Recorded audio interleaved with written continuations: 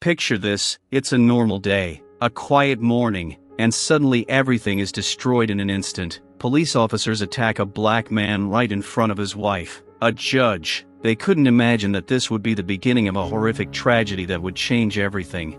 Friends, before we dive into this story, write in the comments what is your name and where are you watching this video from. We truly appreciate each and every one of you. Your support is incredibly important to us and helps our channel grow. Having you with us is priceless, and thanks to you, we continue to share such important stories. You are the foundation of our community, and we will never forget how much you mean to us.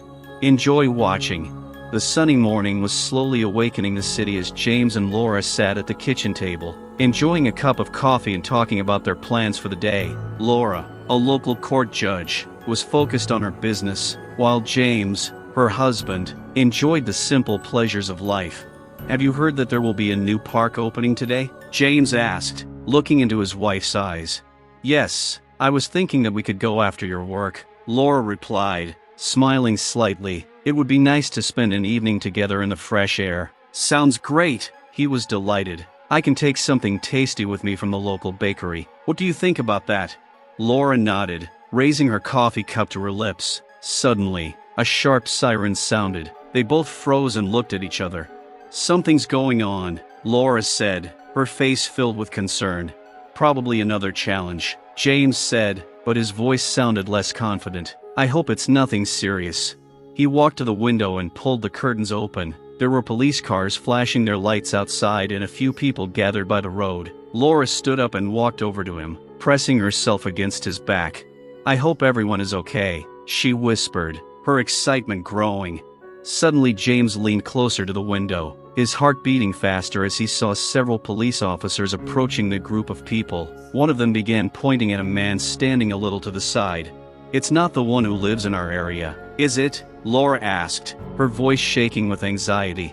"Yeah, that sounds like him," James confirmed, clenching his fists. "What are they going to do?" At that moment, they saw the police officers approach the man. His expression changed from bewilderment to fear. "Laura, I don't like this. We need to call someone or," James began, but was interrupted by the sounds of loud voices. "Hey, you, come here," one of the policemen shouted, his voice sounding rough.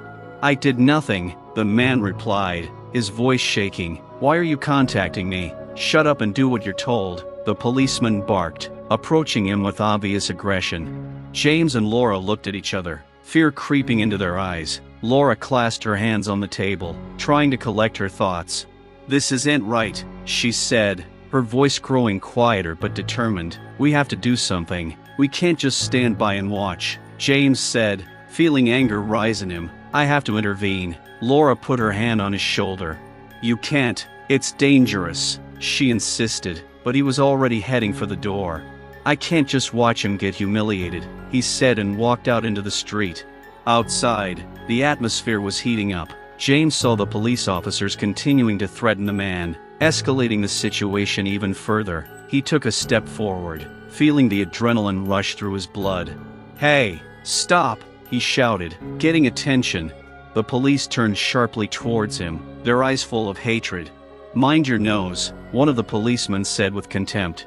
At this point the man screamed as he was grabbed by the shoulders, pulling him towards the ground. Laura looked out the window, her heart breaking with fear and helplessness. There were tears in her eyes as she realized that this day could end in horror. The situation outside was rapidly escalating. James felt fear and anger mingling in his chest. He didn't know what to do, but he felt like he couldn't just stand by. "Please let him go," he shouted, moving closer despite the warning glances of the police officers. "Who are you to interfere?" one of them replied, his voice dripping with contempt. "Take your hands off me or I'll get you too." James stopped, but his heart was pounding. He couldn't let this go on. He didn't know what to do, but he felt his inner voice demanding action. "This is wrong," he shouted again. "He's not doing anything wrong." Much to his horror, the policeman standing closest turned towards him, his face contorted with anger. "You want us to teach you respect?" he said, coming closer, clenching his fists. James began, but didn't have time to finish. At that moment, One of the police officers grabbed the man and pushed him hard to the ground. The sound of the impact was deafening, and that was only the beginning. James felt horror wash over him. "Don't!" he cried, feeling his own breathing quicken. "Please stop. He's not a threat." Laura screamed from the window, her voice piercing the tense air. But no one listened. The police began to hit the man, each blow sounding like a blow to James's heart. He felt his legs move forward on their own, but at that moment reality stopped him.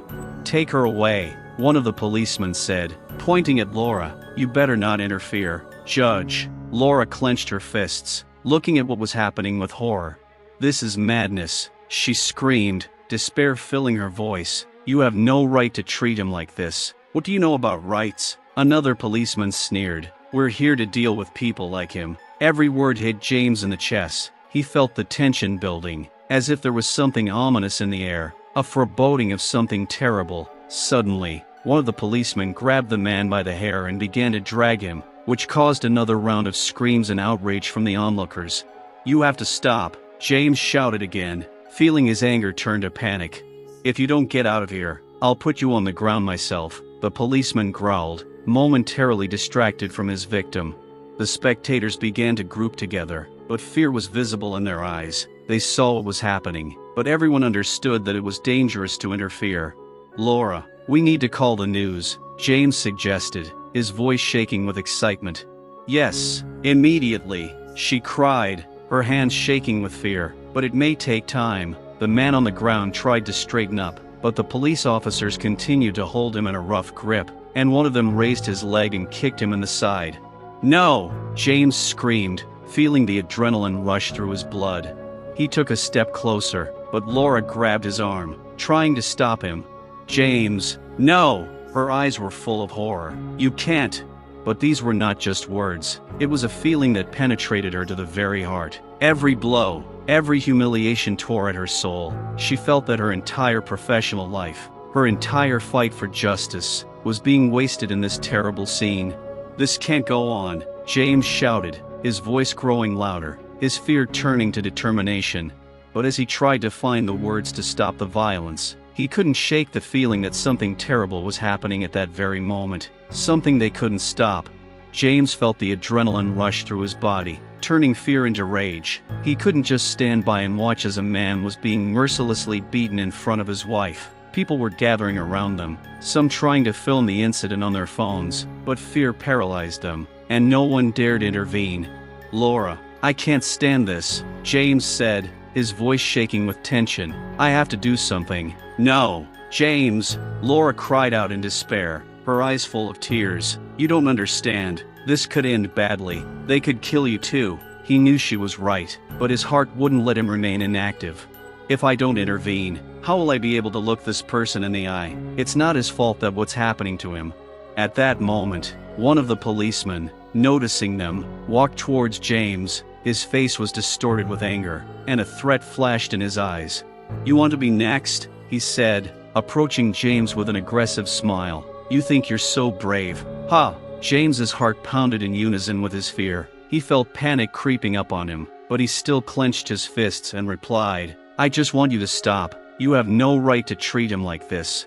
We're doing our job." The policeman snapped, his voice full of contempt. "You'd better leave before I decide what to do with you." James looked at the man lying on the ground, tears and blood streaming down his face. Fear gripped his heart, and the thoughts of how he could lose his life only grew stronger. He knew that by standing up to the police, he was risking everything he had, but if he did nothing, the guilt would remain in his soul forever.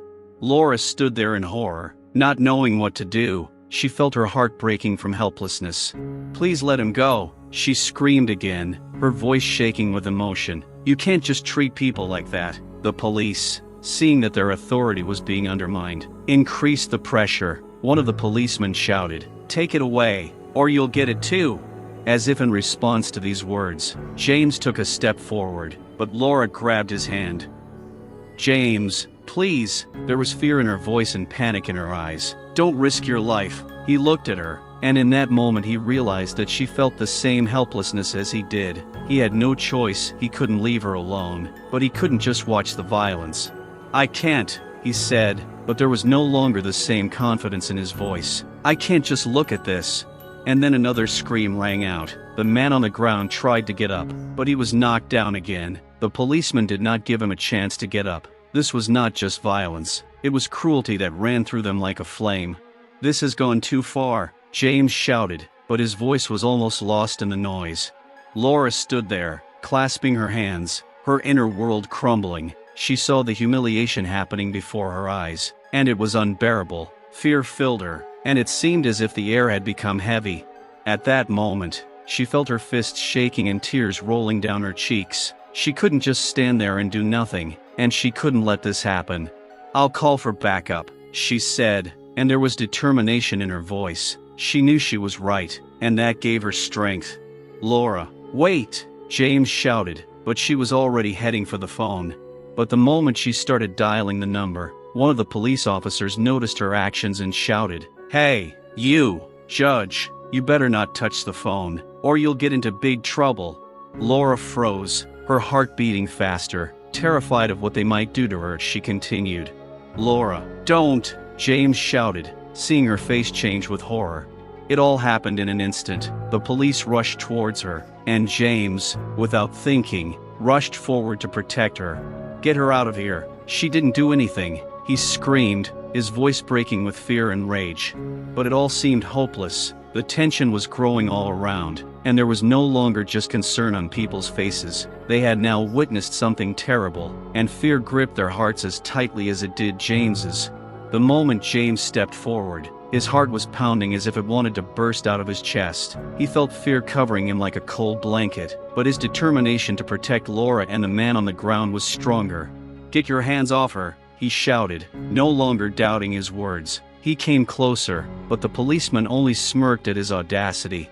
"You're so brave, aren't you?" One of the policemen sneered, his voice dripping with contempt. "Do you even know who you're talking to? We're here to maintain order. This is not order. This is cruelty." James felt his words fill him with strength, but then he felt fear wash over him as several police officers turned to him, their faces distorted with hatred.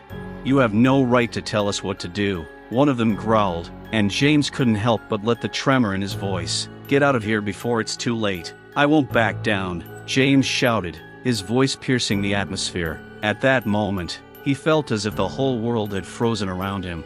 Laura watched all this with horror. Her heart was breaking with fear for her husband and for the man himself, who continued to lie on the ground, defenseless and humiliated.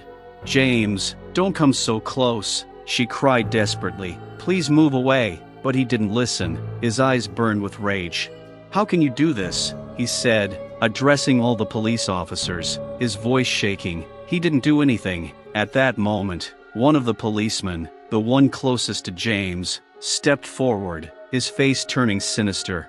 "You want to see what it's like to be jumped?" he said, approaching James with such aggressiveness that James felt his legs buckle with fear. "Get away from me," James whispered, feeling a chill run down his spine. He knew his determination could backfire.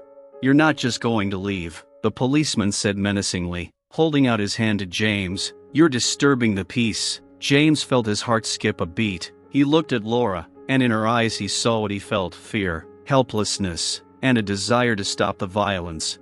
"We have to do something," she said, her voice shaking with emotion. "We need to call for backup." But James knew they didn't have time. The police were in a conflict mode, and that could lead to inevitable consequences. "You can't treat people like that," he shouted again, but fear already knew how to get the better of him. And at that moment, one of the police officers pushed him sharply, forcing James to step back. "Do you seriously think you can make a difference?" the policeman said, his smile filled with malice. "You're just another black man who decided he had a right to something." The words were like a knife in James's heart. He felt his own identity begin to blur under the pressure of their hatred. He had never felt such humiliation. "Get away from him," he shouted, but his voice no longer sounded confident. And at that moment, Laura, losing patience, took a step forward. "You must stop. You are in the service of the people." Her voice, although trembling, was full of determination. But the policeman only smirked, seeing that her words were having no effect. One of them, a large and menacing man, turned to her, clenching his fists. "You better shut your mouth, Judge, or your husband will end up in the same place as that guy," he said menacingly. Laura felt herself becoming speechless. Fear swept over her like a storm, and all she could do was watch. "James, come back," she shouted, but he was already trapped in his own emotions. James continued to look at the man writhing on the ground and at the police officers who seemed to know no limits. The insolence and cruelty only increased, and it was unbearable. A powerful wave of emotions arose inside him: anger, fear, helplessness.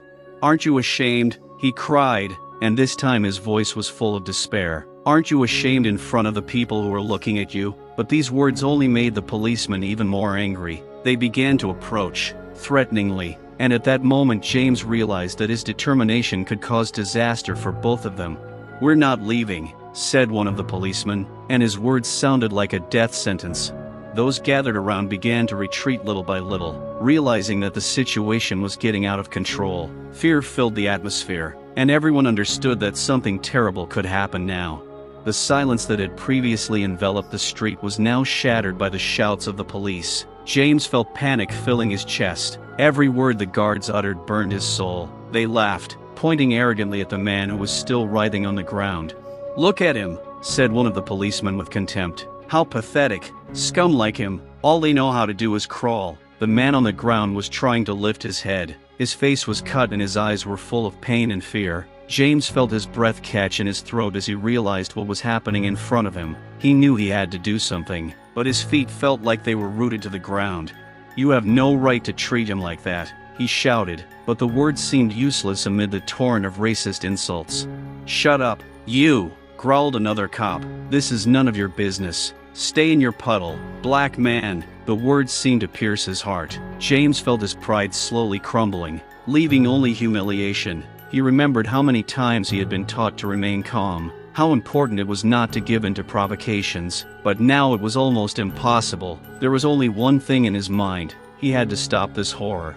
"You will always be beneath us," the same policeman continued, bending down to the man on the ground. "We don't value people like you." The man, gritting his teeth in pain, tried to rise, but was pressed back down with force. A tear froze in James's eyes. He couldn't believe that this was really happening.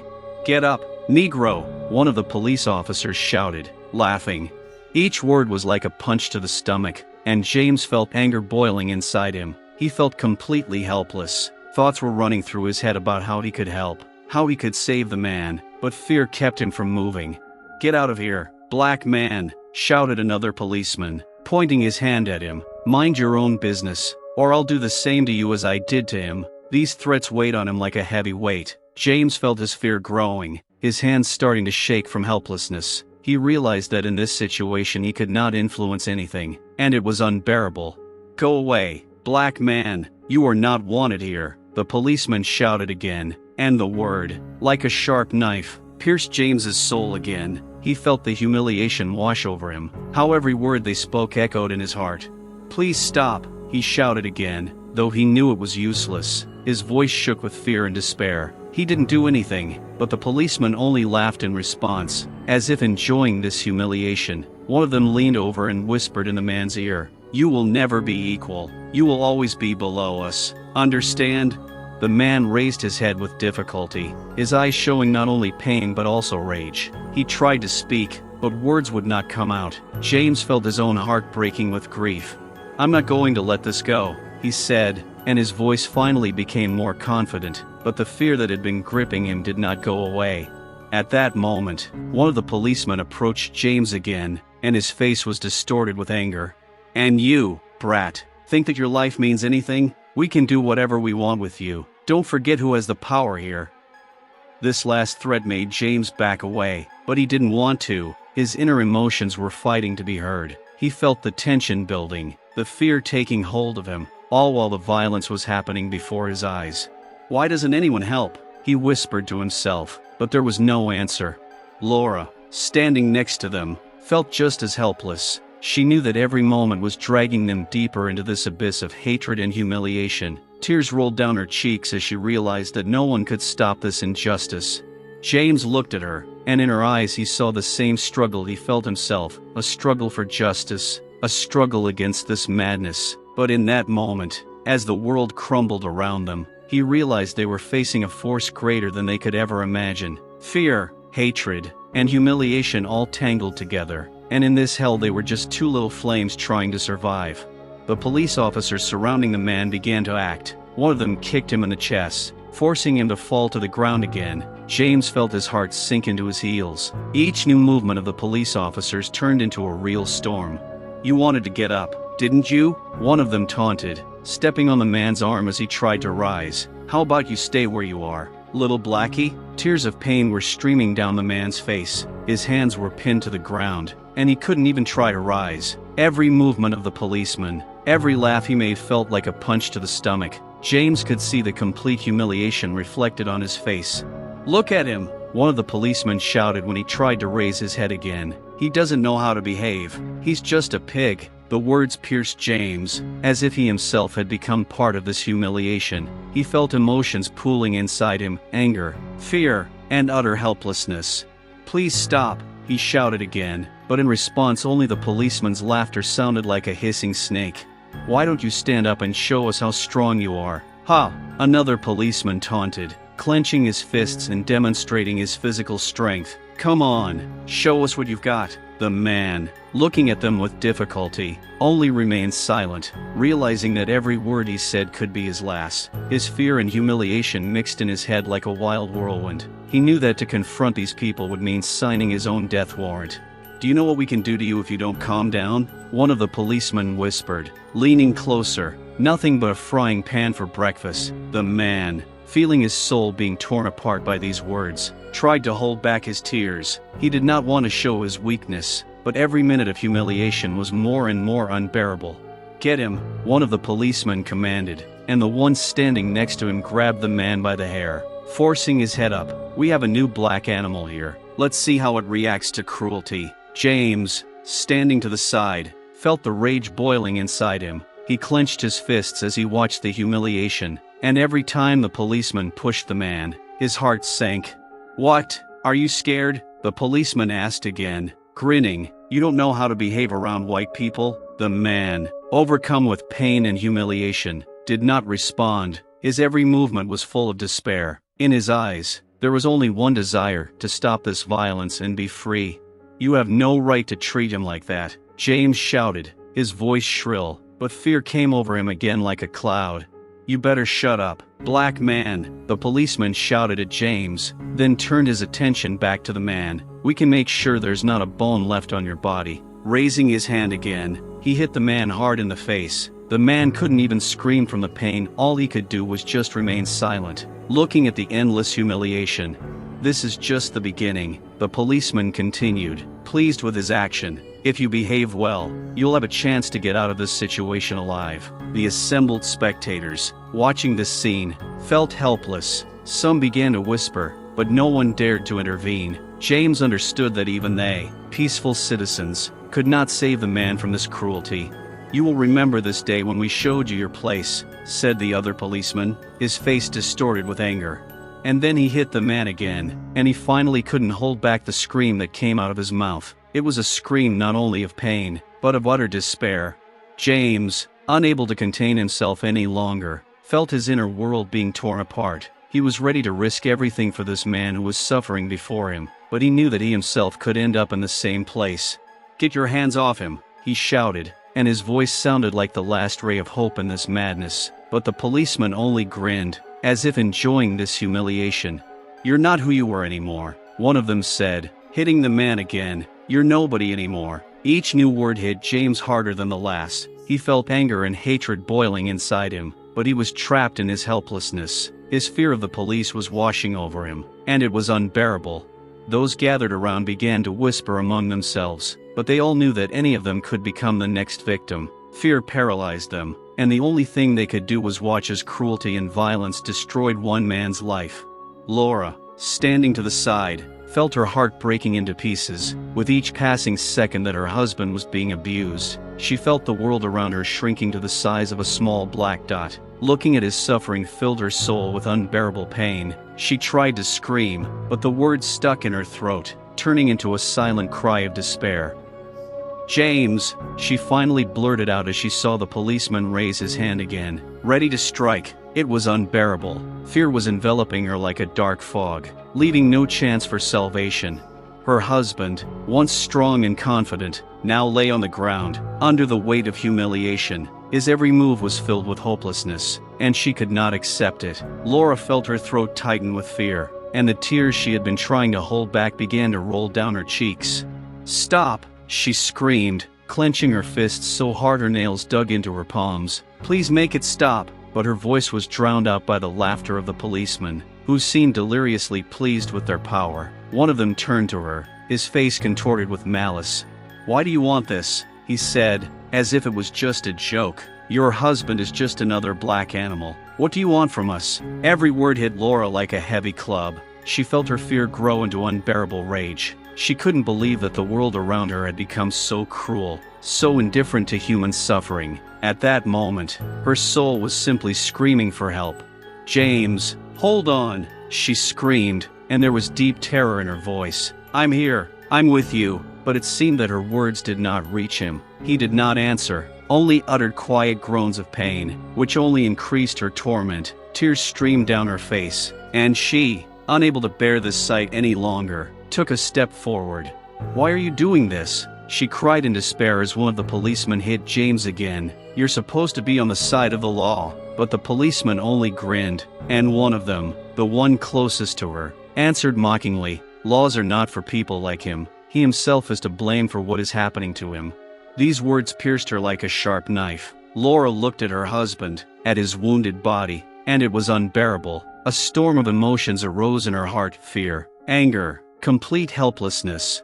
"James," she screamed again, and this time her voice was full of hopelessness. "I love you." But in response there were only more blows and laughter from the police. They enjoyed the humiliation, the pain they caused. Laura felt madness growing inside her. She wanted to rush to her husband, to save him, but fear paralyzed her.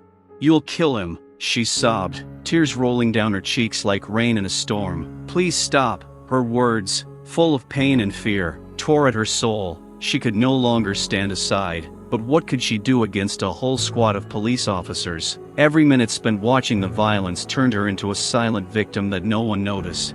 "You can't talk like that," the policeman said, as if addressing her, his voice full of malice. "There's nothing you can do, and your husband will soon learn where his place is." At that moment, her inner self exploded. Tears streamed down her face, mixing with hatred and fear. She felt herself becoming unbearable. This situation was frightening, and her sense of despair was overwhelming her. Laura could not ignore it, but she understood that she was just a woman, and in front of her stood police officers who considered themselves above the law.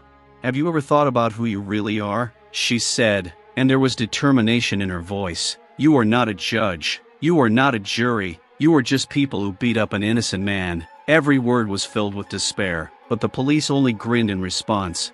"You lost your right to an opinion when you married that black man," one of them said, as if it was the only truth they knew. Laura felt her world crumbling, all her hopes dying before her eyes. She wanted to rush to James, to embrace him, but her body was captive, as if chained. Every blow, every humiliation was like a hammer blow to her heart, and in those moments she realized that she could not stay away. "James, I'm here," she screamed again, her voice a cry of desperation that broke the silence. "I'm with you." The moment she said those words, James finally looked up, and in his eyes she saw not only pain, but also a spark of hope. He wasn't alone. They were together, even if this moment seemed hopeless. "I know," he said with difficulty, his voice quiet and full of fear, but there was tenderness in it. "I love you, Laura." But these words only fueled the police's hatred.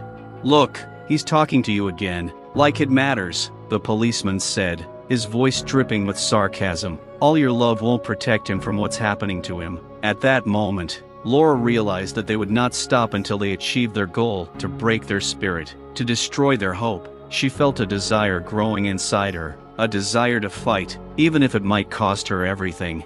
"You will pay for this," she screamed, determination in her voice. But the fear didn't leave her, and every new blow to her husband made her heart skip a beat. The tears continued to flow, and with each cry she realized that their love was all they had left. and they had to fight for it, even if the world was crumbling around them. At that moment, Laura knew one thing: despite all the horror, despite the fear and hatred, she would fight to save her husband, even if she had to go through fire. And in this terrible chaos, they would find their strength to endure.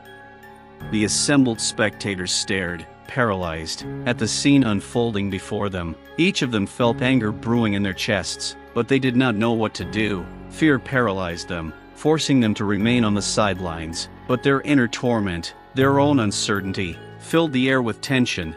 "Did you see that?" the red-faced man whispered, unable to take his eyes off what was happening. His hand clenched into a fist and he shook his head. "How can they do that? I can't believe this is happening right here on the street," the woman replied, her voice shaking with emotion. "They're beating him up in front of everyone. Someone must intervene," cried another witness, his voice firm. But then he hesitated again. "But if we intervene, they may attack us. And if we do nothing?" the girl asked with a bitter expression. "He could die, and it would be on our conscience." James's screams and moans that tore through the air penetrated the hearts of all who watched. Laura stood in the center of this madness, her eyes searching for support in the eyes of the bystanders. Each time one of the policemen struck again, her heart broke into pieces, and panic appeared in the eyes of those gathered.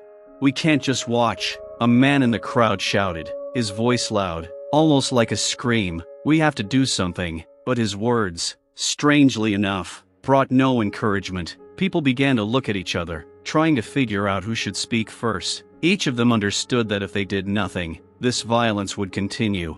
"What if they're armed?" the older woman said, her face contorted with fear. "What if they decide to attack us? I'm not ready for that." "It's not just about us," the man shouted again, his voice growing more desperate. "It's about what's happening to him. He's not doing anything bad." There were quiet conversations among the crowd, but no one dared to step forward. Eyes continued to flicker over the officers, their confidence, their indifference to James's pain, only fueling the anger. Some began to take steps back, as if retreating from the injustice, while others tried to find words to call for action. "If we don't do it now, we never will," the young woman said, her voice filled with despair and strength. "It's simply unbearable." But the fear of possible police retaliation continued to hold the crowd back. Laura, as if she had a special gift, sensed the atmosphere growing tense. She looked at their faces, seeing her own despair reflected in them. Each time a policeman took up the case again, her anger grew, but she did not know how to unite everyone to stop this violence. "You're all here, but look at how they're making fun of him," she shouted, her voice a challenge. It could have been anyone. Suddenly, her words sparked determination in someone. One of the men standing in the background stepped forward. His face was full of determination, and he clenched his fists, ready to act. "I can't take this anymore," he said, his voice loud and clear. "We have to stop this." But the crowd was still confused. The feeling of fear still gripped them. Laura noticed how some people began to whisper to each other, while others still hesitated, unsure whether to intervene. "If we don't help now, this could end in tragedy," the man shouted again, but his words sounded more and more desperate. "What are you proposing?" someone from the crowd said, his voice accusing. "Go and try to stop a whole squad of police? That's madness." And yet, at that moment, someone else in the crowd began to nod, as if finding courage in their own thoughts. Laura felt a small glimmer of hope in the air. Maybe this really could be the start of something important, something that would make them all pull themselves together and step forward. "If not us, then who?" the young woman said again, her voice full of fury and conviction. "We must support each other." The crowd began to whisper, and Laura saw someone take a step forward, then another. There was a growing sense of unity in the crowd, but the fear was still high. Each of them knew that this situation could end badly, but at the same time they knew that they had to try, or the violence would not stop. And then, in an instant, Laura felt a determination rise within her. She knew that if they all united, they could stop this. "You are not alone," she cried, her voice like thunder in the silence. "We must support each other. If not now, then when?" The crowd suddenly became animated, and some began to move forward, realizing that this was their moment. Their fear had finally become one of them, and instead of being a shackle, it became an incentive to action. And in that moment, Laura realized that the fight was not just for her husband, but for all the lives that could end up in the same situation. It was a moment of unity, and even in fear, they had to try to stop this violence in front of everyone. The crowd around them continued to grow, but each new face added tension, not strength. They had all witnessed police brutality go beyond reason, but a sense of helplessness engulfed them like an ominous shadow. Everyone who watched the scene felt fear creeping into their souls, tearing them apart. "This is madness," one of the men cried out from the edge of the crowd, his voice shaking with anger and fear. "Why is no one intervening? This is a crime." But his words only caused new waves of internal struggle among the witnesses. Some began to exchange nervous glances, their eyes expressing doubt and confusion. "What are we going to do?" said the woman standing next to him, her voice quiet but tense. "We can't just stand up to the police, but he doesn't deserve this," the man cried again, his eyes flashing with rage. "They're beating up an innocent man, and we're just standing here like a flock of sheep." His words filled the atmosphere with even more anger, but fear was an integral part of the moment. People wanted to intervene, but they imagined the consequences. The thought that the police might turn on them, like hunters on game, made them freeze. "I heard them swearing racially," said another witness, his voice shaking with emotion. "They're not even embarrassed about it. He's just a black animal to them." There was a sense of ill will in the air, growing with each new word. Images of racism, police acting with impunity, filled the consciousness of those present. Everyone understood that this was not just an accident, it was a system that had continued to oppress for centuries, and now that they had witnessed it, everyone felt how unforgivably hard it was to stand aside. "Why do we let them do this?" the girl said, her voice full of despair. "It's terrible. They don't see him as a human being, but if we interfere, we might get beaten up too," someone from the crowd cried, his voice sounding hysterical. "It won't help. It'll only make things worse." Everyone in the crowd was under pressure, feeling that history was repeating itself. They knew that this was not the first tragedy they had witnessed, and each time their inaction added to their internal conflict. Some began to condemn themselves for their passivity. "We can do something," the same man cried again. "This isn't just a black man. This is a man who is being beaten for no reason." The crowd began to stir, but fear and uncertainty still held people back. Laura, standing in the center of this madness, felt the pressure growing. She knew that if she did not take action, the situation could end tragically. "We must unite," she cried, her voice a call to action. "He is our brother, our friend, and we cannot leave him alone." Some began to nod, but fear continued to hold them back. Inner conflicts arose within each of them. Some looked at their children, others were tormented by memories of past encounters with the police. They knew that if they did not intervene, they would become part of this system, part of what allowed the violence to continue. "If we don't do anything," Laura continued, her voice firm, "it's on our conscience. They're killing our man in front of everyone, and we can't just watch." Meanwhile, one of the police officers turned back to James, his face twisted in hatred. He shouted an insult, throwing racist words into James's face that tore through the air like sharp thorns. "You are not worthy of our respect, black wretch," he shouted, and his words echoed in the minds of all who heard. It was not just violence, it was humiliation, and every word pierced the hearts of the witnesses. Laura felt her soul fill with anger. She could no longer remain silent. The words of racism, indifference and violence that her husband and all black people faced made her inner rage explode. "How much longer do we have to wait?" she screamed, her voice like thunder. "It could be anyone, but today it's my husband. We can't stay away." Her words, filled with righteous anger, sounded like a mantra, and in that moment, the fear began to dissipate. Some began to move, gathering around her, and finally, feeling each other's support, determination began to take over. A sense of unity filled the crowd, but not everyone was able to overcome their fear. Some were still hesitant, wondering what would happen if they stepped forward, but a spark of hope was born among them that together they could stop this violence. In that moment, Laura knew one thing: despite all the fear, despite the racism and humiliation, they had to fight. Everyone watching knew that this wasn't just a fight for James, but a fight for everyone who faced similar cruelty. This wasn't just violence in front of everyone, this was an opportunity to change something important and necessary.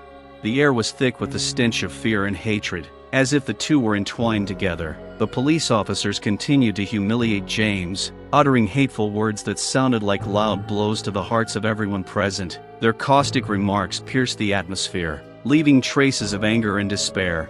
"You're not a man, you're an animal," one of the policemen shouted, his face distorted with anger. "You're not even worthy of breathing the same air as us." The words echoed through the crowd, and everyone who heard them felt a heavy, gnawing pain settle in their chests. Laura, standing among the witnesses, felt her heart squeeze and tears spring to her eyes. Each new derogatory word turned her anger into fury.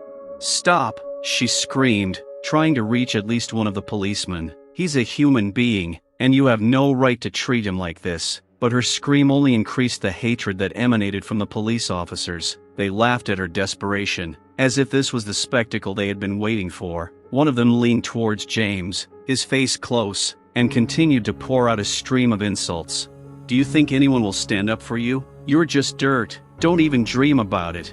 James, lying on the ground, felt his dignity being crushed under the weight of the words that were tearing him apart from the inside. He knew that these comments were part of a system that had been undermining black people for centuries. A feeling of utter powerlessness was born in his mind. The words sounded like a death sentence, and each one weighed heavily on his soul. He tried to muster the strength to respond, but instead he just clenched his teeth, fighting back tears. He didn't want to show weakness, but with each new insult it was becoming harder not to give in to the humiliation. "Look at him," the policeman continued, turning to his colleagues. "That bastard can't even defend himself. You had to be born white to be human." The words pierced everyone present. Many began to exchange glances, seeing how the hatred in the policeman's eyes became more and more obvious. Someone from the crowd, standing behind, began to whisper, "How can they say that? It's just awful." But the racism continued to mount. The police, as if in a mad game, continued to encourage each other, each one striving to say something even more derogatory. They did not realize how these words resonated in the souls of all who heard them, their contempt becoming more and more obvious. "You think your judge wife will save you?" one of the policemen shouted, pointing at Laura. "She can't protect you. We can do anything to you, and no one will stop us." The words, spoken with such anger, sounded like a death sentence, but for James it was more than just humiliation. It was a direct attack on his identity, on his dignity as a human being. He felt hatred burning inside him, despair clenching his heart. The crowd watched with tension, their eyes reflected anger, fear and bewilderment. They understood that this scene was just one of many that were happening in their society, and they felt locked in a cage of their own fears. "I hate what they're doing to him," one woman whispered, her voice shaking with emotion. "But I don't know how to help. We have to do something." Another witness answered her, "We can't just stand and watch." At this point, the pressure on the crowd was growing. Laura, realizing that now more than ever it was important to unite, turned to the crowd, her eyes full of determination. "Listen," she cried, her voice clear and confident. "We can't let this go on. He's not alone, and we have to stand together." But the hateful words the police officers uttered continued to echo in the air, wounding everyone's hearts. This wasn't just a fight against violence, it was a fight against the systemic hatred that had oppressed so many for centuries. Everyone present felt like these words were not only an insult to James, but also an attack on their own identities. Those gathered could not simply let this go unanswered. While hatred twisted the minds and hearts of the police, the desire for change grew within the crowd, but fear still held them captive, and they did not know when exactly they would gather the strength to stand up against this evil. Every word the policeman uttered cut James like a sharp blade. He lay on the ground, barely able to contain his emotions as the feeling of humiliation washed over him like waves of cold water. His soul felt naked, and the dignity he had so carefully preserved was dissipating like smoke in the air.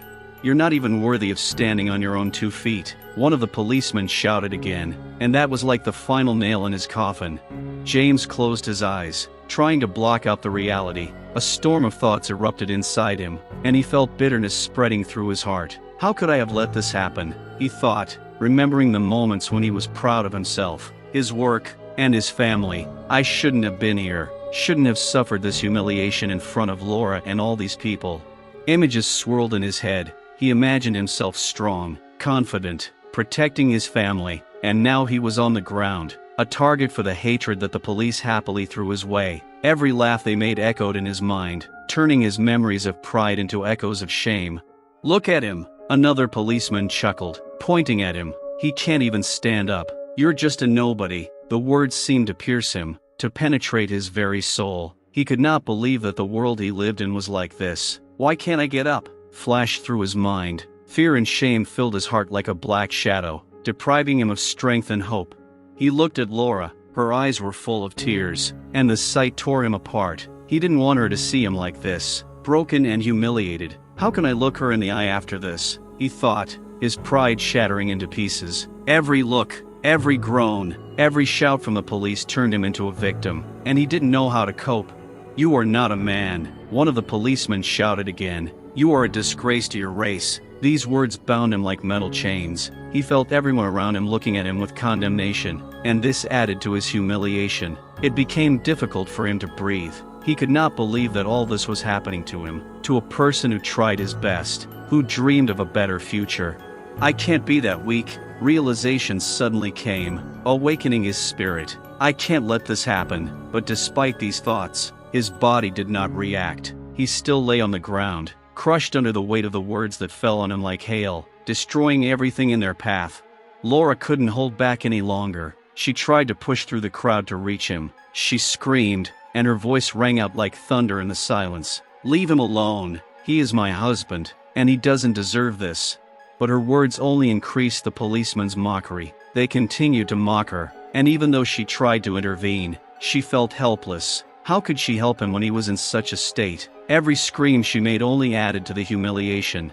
James heard her voice, and it was the only ray of light in his dark world. He knew that her love still existed, but the shame he felt was unbearable. How could you marry someone like me? He thought, his heart full of bitterness. You deserve more. Every derogatory word the policeman said snapped in his mind like a torn ribbon. He no longer saw himself as strong and worthy. He had become only a target for their hatred, and this realization weighed on him, tearing apart all his dreams for the future.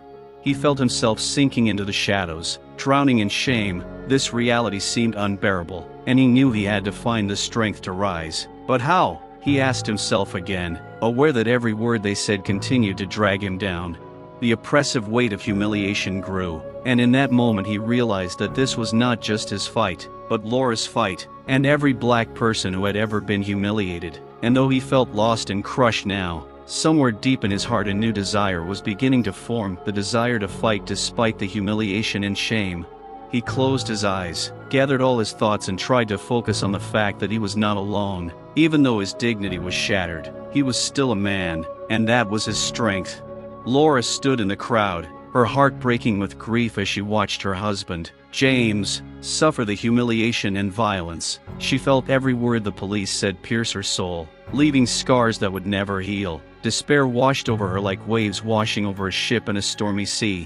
Why is no one intervening? She thought, looking at the faces of the people around her. Some were shocked, others just watched with empty eyes, as if everything that was happening was something distant and unrelated to them. Every cry of James, every groan of his felt like sharp knives piercing her heart. She felt her anger growing, and this storm of emotions threatened to burst out.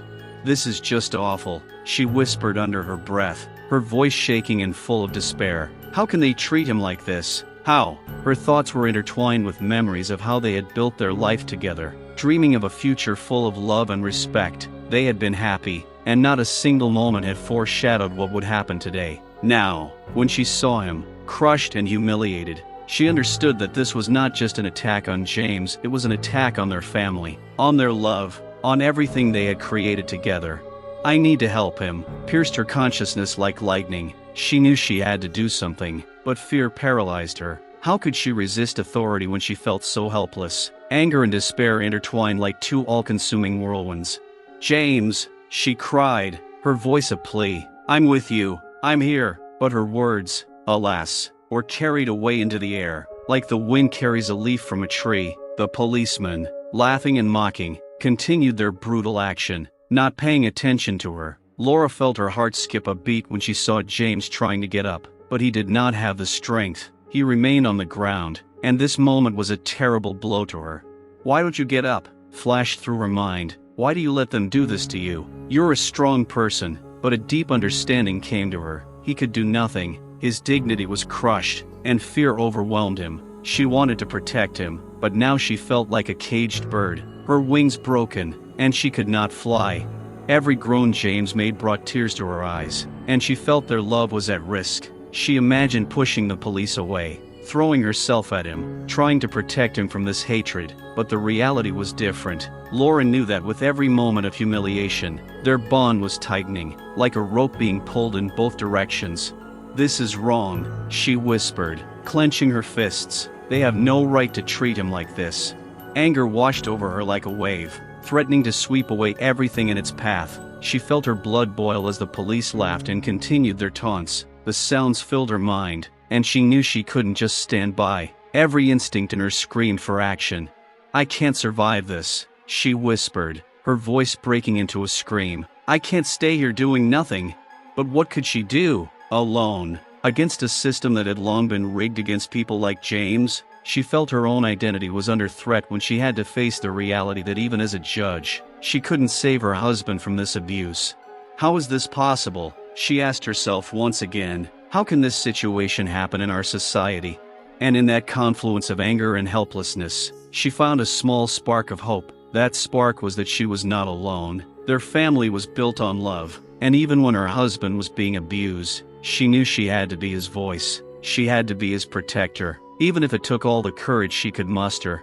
"I won't leave you," she whispered, though her words were directed only to herself. Laura took a step forward, feeling the fire within her blaze. She knew she had to summon all her strength to overcome her fear and defend James's honor. "I'm here, and I'm not backing down," she screamed, forcing herself to believe it. She took a step toward the police, her heart pounding with fear, but also with determination. This moment could be a turning point. She knew there was no time to think now. She had to act. James needed her, and she couldn't let these evil forces break their love.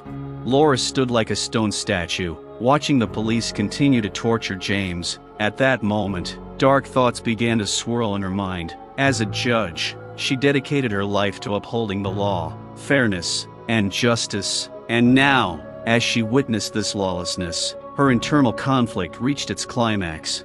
How can they do this? She asked herself over and over, her hands clenching into fists. She remembered walking into the courtroom every day with the conviction that the law should protect those who needed it. But here she was, on the street, watching that law she had so devoutly defended being torn apart like a paper doll in a cruel wind. "Do you know what the law is?" one of the policemen shouted again, his voice filled with disdain. "We do what we have to do, and you are just a pathetic judge." The words pierced her heart. Laura knew that judges were supposed to be symbols of justice and the rule of law, but now she felt like she was a victim of that system. She understood that those who were supposed to uphold the law became its enemies when bias and hatred came into play. She understood that for many black people, justice was not real, it was an illusion they dreamed of escaping.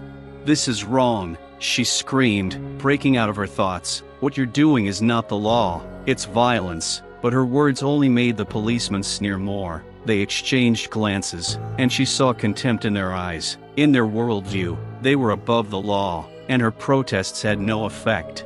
Laura thought back to her courtroom experiences, where every detail, every word, mattered. She knew how important fairness and objectivity were in a court of law, and how easily they could be undermined by bias and hatred. But in that moment, she felt all those principles fluttering under the onslaught of the brutality she was witnessing.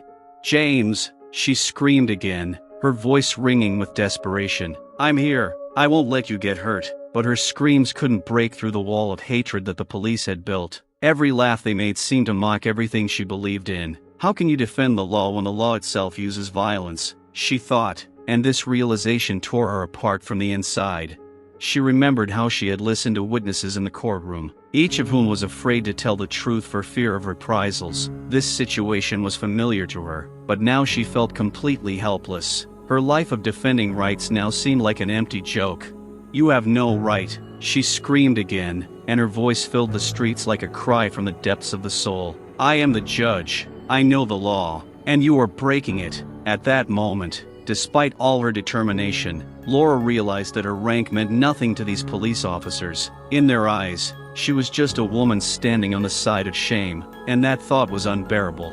What can a judge do when the law rejects her? She asked herself. her anger turning to bitterness. She could continue to scream, but what good would that do? She knew she needed more than words.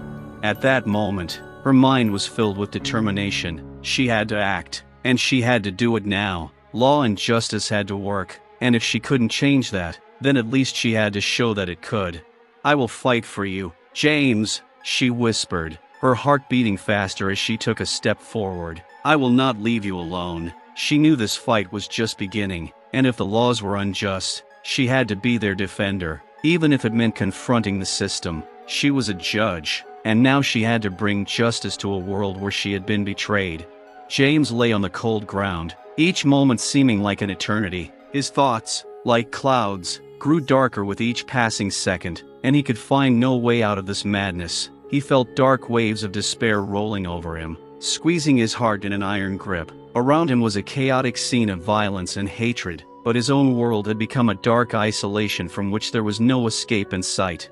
How could this happen? He asked himself, over and over again, as if it was the only question that could explain what was happening. He could feel the ground beneath him, cold on his body, but even colder were the thoughts that filled his mind. Why can't I get up? Why am I just lying here like a nobody? His body was paralyzed not only by fear but also by hopelessness. A feeling was growing inside him that he would remain here, trapped here, forever. Every blow, every derogatory comment from the police only intensified this feeling, and he felt his spirits slowly slipping away. "This is not me. I am not like this," he thought, but words could not lift him from the ground. His memories of his life up to this point were mixed with the dark fog that shrouded his mind. He remembered how proud he had been of his work, how he had dreamed of being a father, how he had dreamed of a future full of hope and happiness, but now those dreams seemed so far away, so unattainable, that he couldn't help but weep in bitterness. How could I have let this happen? James tried to hold back the tears, but they still ran down his cheeks, mixing with the dust and dirt that framed his face. He felt not only humiliated, but forgotten, as if the world around him no longer existed. He was trapped in his own feelings, which seemed to never leave him. Every breath he took was a struggle, and every groan that escaped his chest was a reminder that he was still alive, despite the horror that surrounded him. "Laura," he said, but his voice was barely audible. He imagined her standing in the audience, worry and anger in her eyes, but it only deepened his suffering. "I can't be that weak. I should have protected her, not been the one who needed protecting." The isolation was squeezing his heart, and he felt his world shrinking, as if walls were being built around him, creating an impenetrable prison. "This is just a nightmare," he thought, but even nightmares end. But his fear was that this hell was his reality. He couldn't see that his wife was fighting for him, that she wouldn't leave him alone. Everything went dark before his eyes, and in that moment he felt like his whole life had no meaning anymore. He became invisible, his feelings were tearing him apart. He was isolated from love and support, and this moment was turning into a constant nightmare. "I don't want her to see me like this," he thought, his pride and love clenching into a fist at the same time. "I can't let her see me lose myself." Every second dragged on, and he felt his thoughts sinking into the abyss. "How could they treat me like this?" was a rhetorical question that found no answer. It was not only humiliation, it was violence that left scars not only on his body, but on his soul. Every blow and every insult became parts of a new self he did not know, and it filled him with horror. As he sank deeper into the darkness, a spark of hope appeared in his heart. "Laura," he thought, imagining her face. Even though he was isolated, his love for her was the light that could not be extinguished. Even in the midst of all this horror, he knew that he had to fight not only for himself, but for her as well. He had to get back to who he was, and despite the darkness around him, his inner fire began to burn. "I will not give up," he said to himself, and though that vowed moment was shadowed by fear, he felt his spirit begin to recover. Even in the depths of isolation, he found the strength to continue the fight. As the final note of cruelty rang in James's ears, the world around him began to fall apart. He could not imagine how one moment could change the lives of everyone involved in this tragedy. He did not see his wife, Laura, standing there, gritting her teeth, trying to hold back tears. He did not understand that this was not just his trial. It was a war fought not only for his life and dignity, but for Laura's reputation as a judge, and the lives of the witnesses who stood nearby. As the police officers left, leaving James on the ground, the world around him seemed to freeze. Laura rushed to her husband's side, her heart pounding and her anger tearing her apart. She knew that this incident would impact not only their family, but their entire community. In that moment, when she touched James, she felt the world they knew crumble. And this was not just a personal tragedy, it was the beginning of a community war against prejudice and hatred.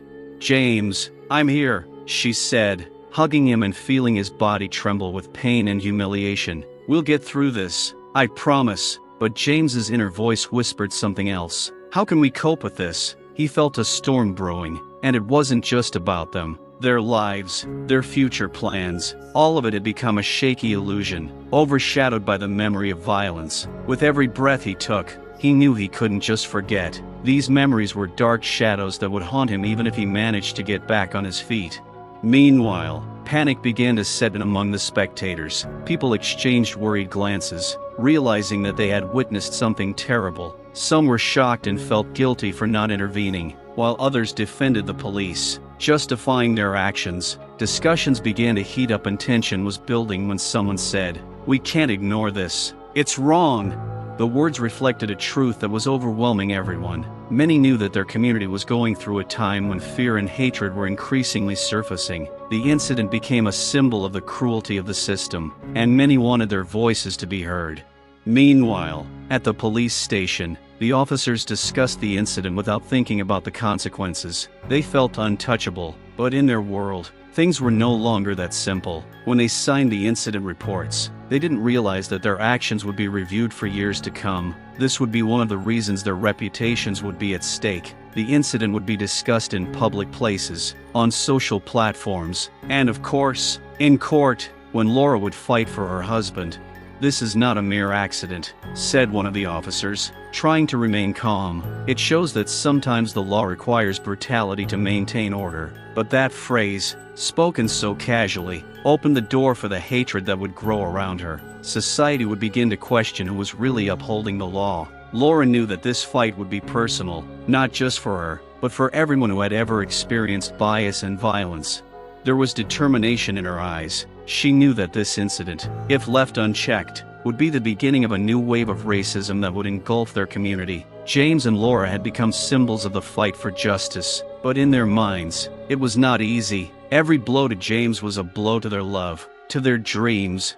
The incident also affected the witnesses whose lives became part of this tragedy. They experienced internal conflicts, to intervene or to leave everything as it was. Now they could not simply forget what they had seen. They became part of history, part of a movement that was supposed to change society.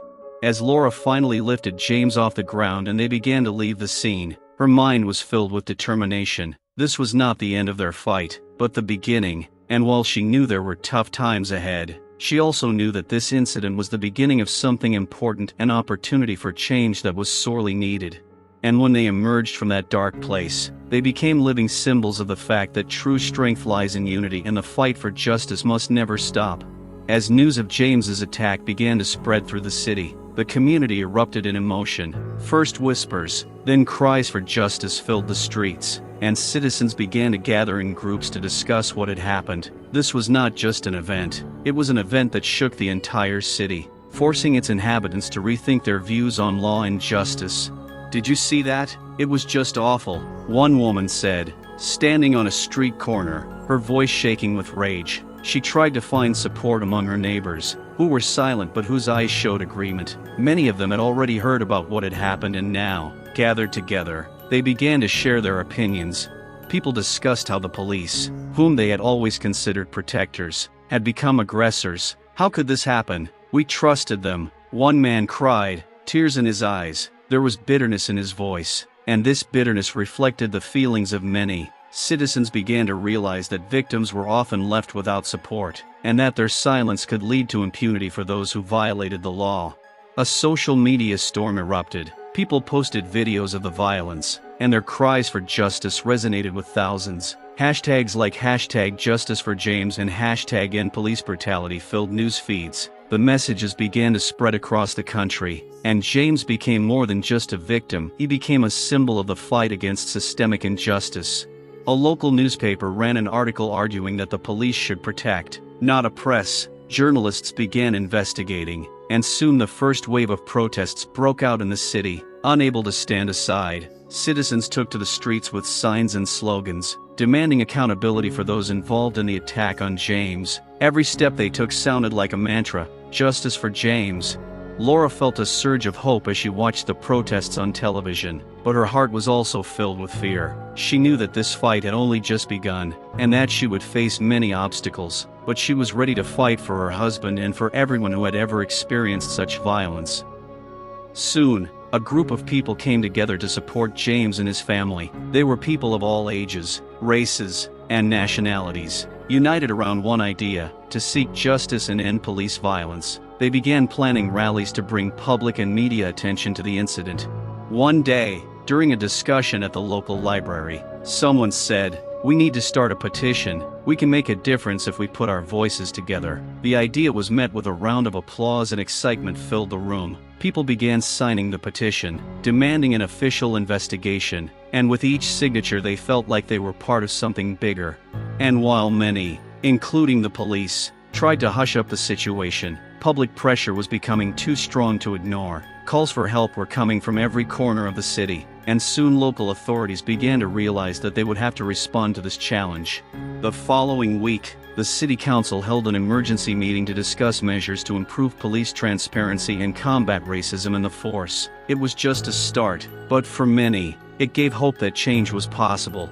People took to the streets with slogans demanding police reform and justice for James, and their voices grew stronger. They could no longer remain in the shadows. Every protest, every word spoken at rallies became a step toward liberation from the shackles of fear and silence.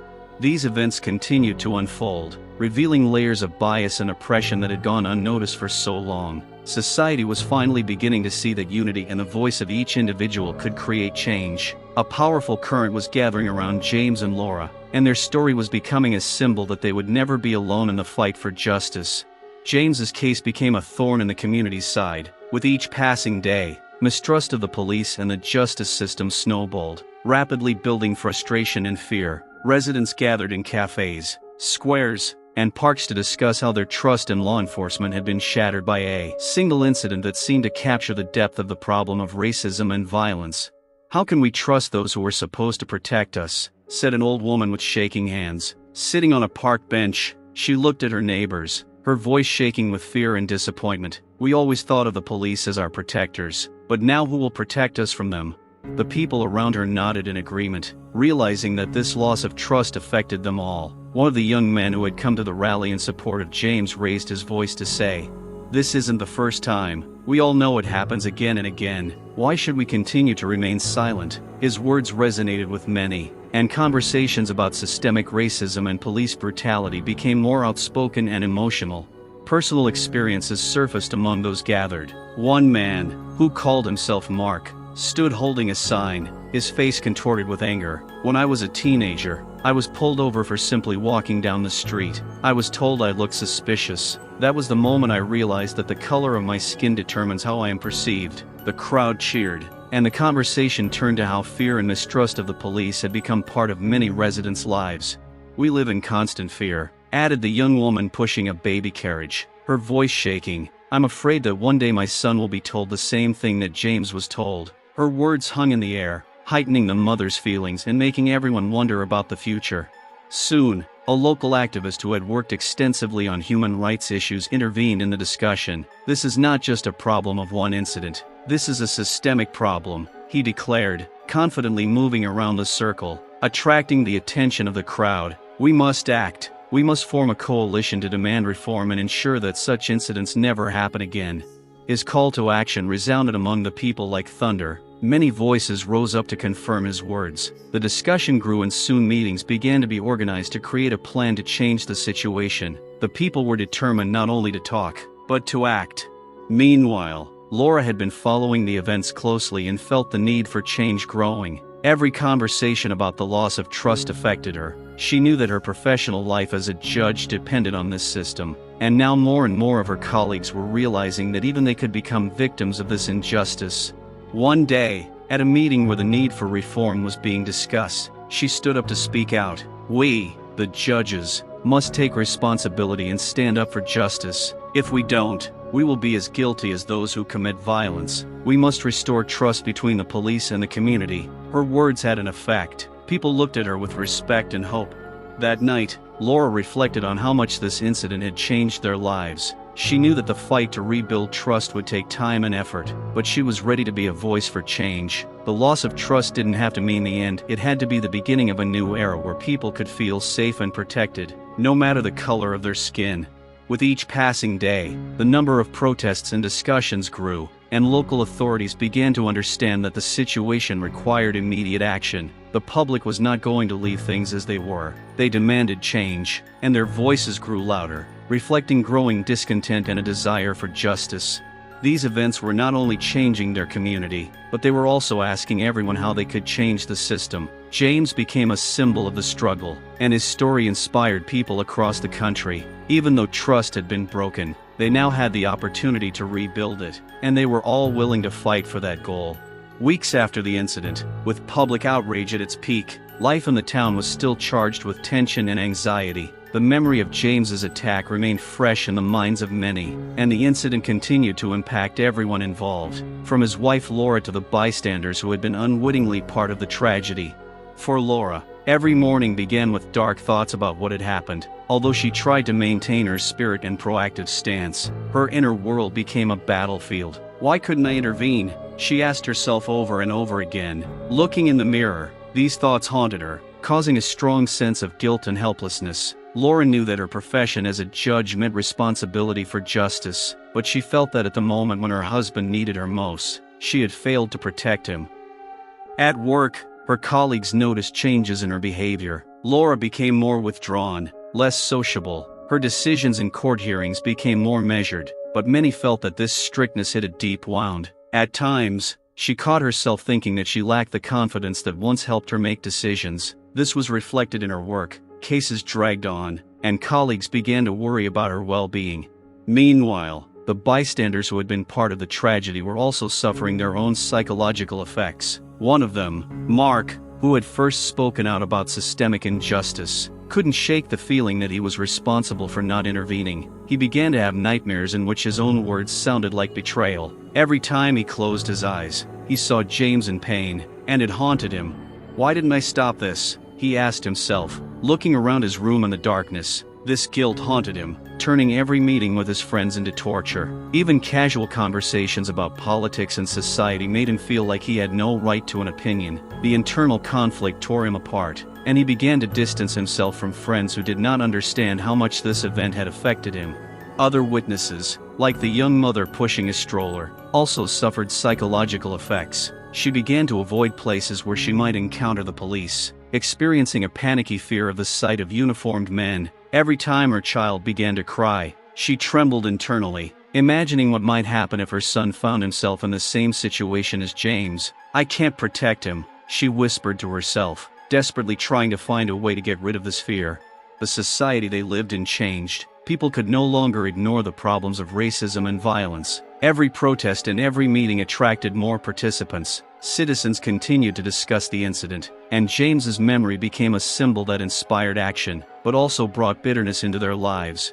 Laura, although overcome with grief and guilt, still felt that she had a responsibility both for herself and for everyone who had experienced injustice. She decided to start a support group for bystanders and anyone who had experienced police violence. She knew that it would help not only her, but also others who were also experiencing feelings of loss and anxiety. "We are not alone in this," she said at the first meeting, her voice shaking but full of determination. "We can support each other, share experiences, and find strength to fight this system." Laura's words resonated with the participants, and their conversations began to erase the barriers that separated them. They shared their experiences, tears, and fears, finding understanding in each other's bitter experiences. With each meeting, they became increasingly aware that despite the trauma they had endured, they had the power to come together and be part of change. They decided to create a video and use social media to share their story with a wider audience, reaching out to those who still felt they were victims of the system. Laura knew it wouldn't be an easy road, but she felt that, little by little, they could take back the power that had been taken from them. and while the memory of that terrible event would always be with them, it could become the basis for a new movement, a movement that demanded not only justice for James, but change for everyone who had ever suffered violence and oppression. So the memory of an event that had shaken their lives became a driving force for change. Laura, Mark, and other witnesses understood that by uniting their voices, they could make a difference. This memory of pain and suffering turned into a promise to do everything possible to ensure that such events never happened again. Shortly after the tragic incident in which James became a victim of police brutality, the streets of the city were filled with anger and determination. Concerned residents, united in their desire for justice, began organizing protests and demonstrations that promised to be a powerful statement of the community's discontent. Inspired by the energy and determination of her neighbors, Laura decided to take an active part in these actions. She understood that this was not only about justice for James, but also about fighting against systemic injustice that affected the lives of many people. At meetings organized by activists, she shared her thoughts and feelings, trying to support others. "This is our chance to show that we will not remain silent," she cried to the crowd gathered in the park. "We must demand change, and our voices must be heard." Her words drew applause and cheers, and she soon realized that she was not alone in this fight. She had an army of people behind her, ready to take action. The first protests began to gather hundreds, and soon thousands of people. Every day, new activists from neighboring areas arrived in the city, eager to support the movement. Groups from different communities gathered, organized rallies and marches, in which loud slogans about justice, equality and the protection of human rights were heard. At one such protest, held downtown, a crowd gathered outside the courthouse where Laura worked. She stood on the steps, microphone in hand, ready to speak. Seeing James's face on a sign held by one of the participants, her heart sank with pain and sorrow.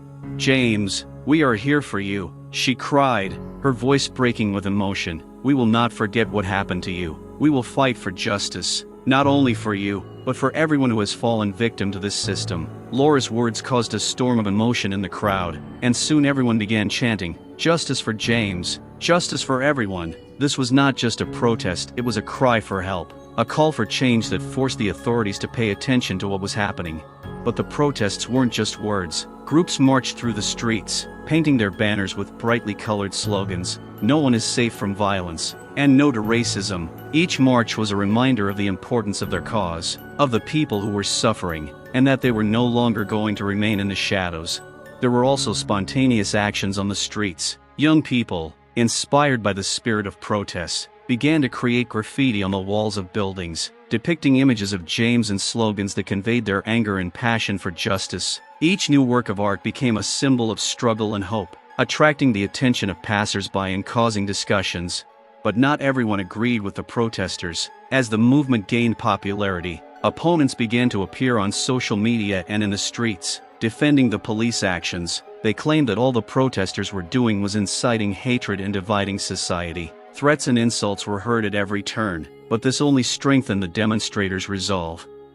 "We are not afraid," Laura said as several counter-protesters approached, trying to disrupt the rally. "We are here to speak the truth, and we will not be stopped." Her courage inspired the protesters, who began to respond to the provocations with peaceful chants of unity and strength. Each meeting grew larger and larger, and soon local news channels began covering the events. Laura, who journalists began calling the face of the movement, answered questions, emphasizing the importance of unity and the need for reform.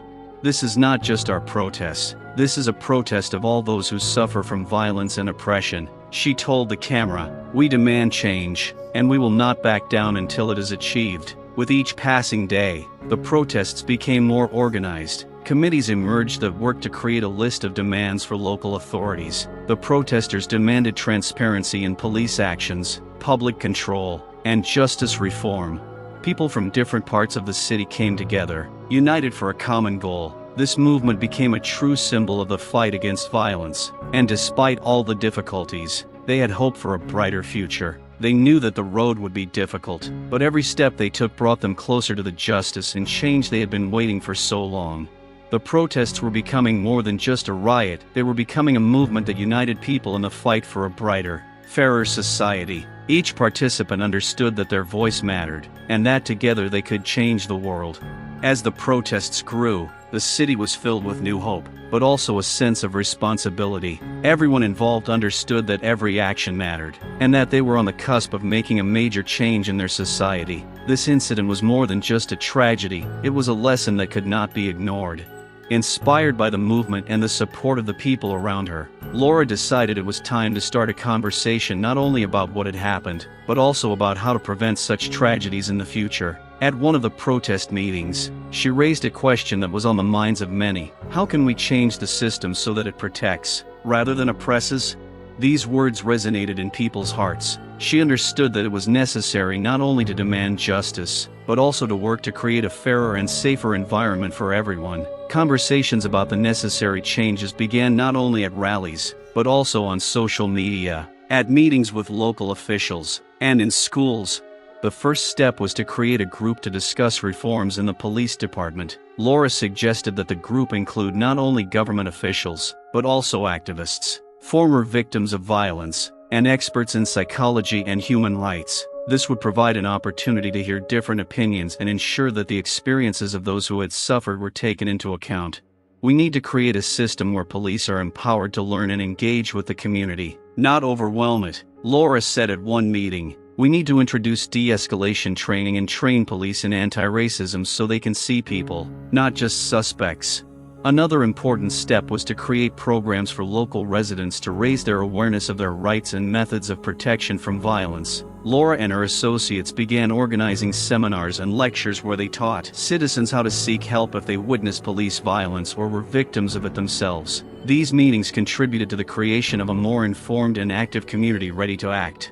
There was also discussion of how local authorities could use funds earmarked for the police budget to fund community programs. Citizens began to demand a budget revision aimed at improving social services such as education, healthcare, and psychotherapy. If we can solve social problems, we can reduce the number of conflicts related to the police, Laura explained.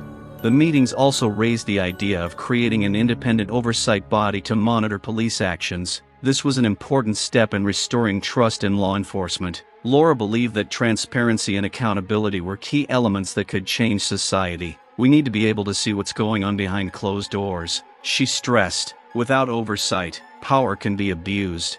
Several months passed, and after the group's hard work and persistence, the public began to notice changes. The authorities agreed to hold public hearings on police reform. Laura and her supporters became active participants in this process, representing the voice of the people and demanding justice and reform. Over time, people became more confident and began to realize that their voices really mattered. With each step, they moved closer to a system that could protect them rather than intimidate them. This incident, which began as a tragedy, became a catalyst for change. It united people from different walks of life and inspired them to fight for their rights and the rights of others. The lessons they learned became the foundation for a new era where justice and equality could become a reality. We must remember that every time we speak out against injustice, we are making a difference, Laura emphasized at the last meeting. We must continue to fight so that no one is afraid of those who are supposed to protect them. This is our responsibility and our strength. And though the struggle was long and difficult, Laura and her supporters knew they were not alone. Together, they were creating a new society where everyone had the right to safety and respect, and where every voice could be heard. This lesson was not just a change in the system, it became the foundation for a new, more just world. Thank you for following this powerful story. We would love to hear your thoughts in the comments. Have you ever experienced racism in your life or witnessed such situations? Your stories and opinions are very important to us, and we value each and every one of you. If you enjoyed this story, please subscribe to our channel and like it. Your support helps us continue to share meaningful stories. Have a wonderful day, everyone.